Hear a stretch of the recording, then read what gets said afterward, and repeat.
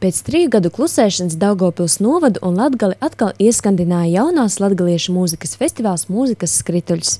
Nenoliedzami, ka festivāls ir ieguvis savas krāsas un apmeklētāju mīlestību festivāla organizētības un īpašās atmosfēras dēļ. Jāteic, ka Daugavpils novada domes darbam lielu ieguldījumu deva jaunieši, kas sabiedriskā kārtā palīdzēja organizēt un veidot pasākumu, lai tas izdotos tik vērienīgs, lai novada mērogā kļūtu tikpat nozīmīgs kā Augšdaugavas festivāls un novada dienas.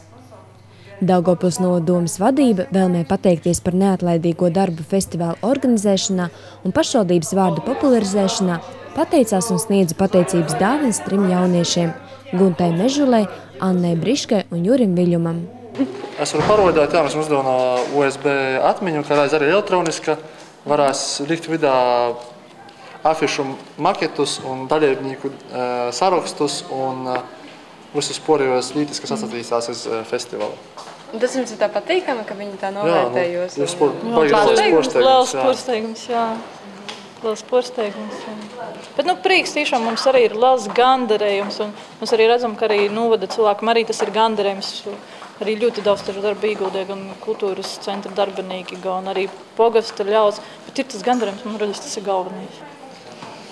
Esnībā, varbūt tā mēs cīši runājam par tādu, ka tas ir forši, bet ja negribīs aizmirst arī galveno ideju, ka mēs tiešām popularizējam latgalīšu valodu, muziku latgalīšu valodā, un arī paldies tiem visiem muzikantiem, kas spēlē, ar tam, ka principā visi spēlē bez maksas par velti, ja atbalsta arī tu ideju. Tas ir, nav tāda festivāla otra, principā, kur tas notiktu. Liels paldies arī muzikantiem, ka atbalsta mūsu trokūs idejas.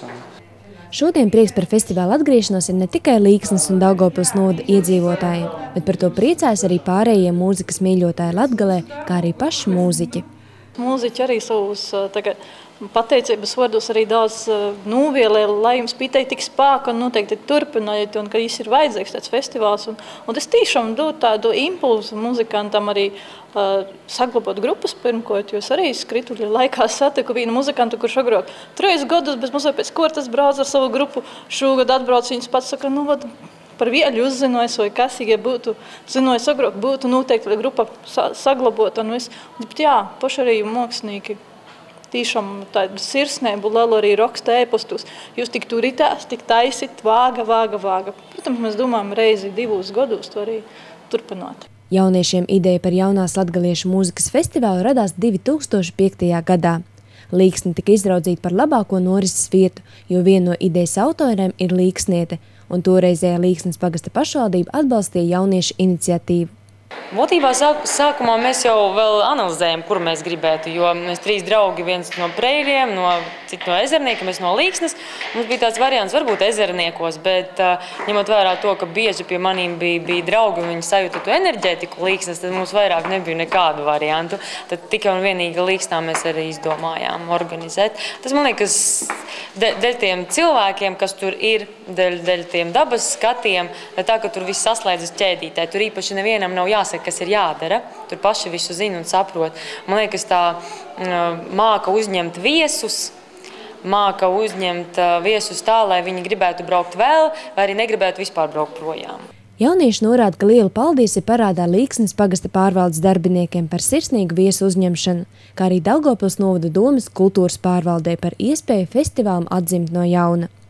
Pateicoties pārrobežu sadarbības projektiem, pasākums ir guvis arī lielāku finansējumu, kas ļauj cerēt, ka festivāls reizi 2 gados kļūs par stabilu novada tradīciju.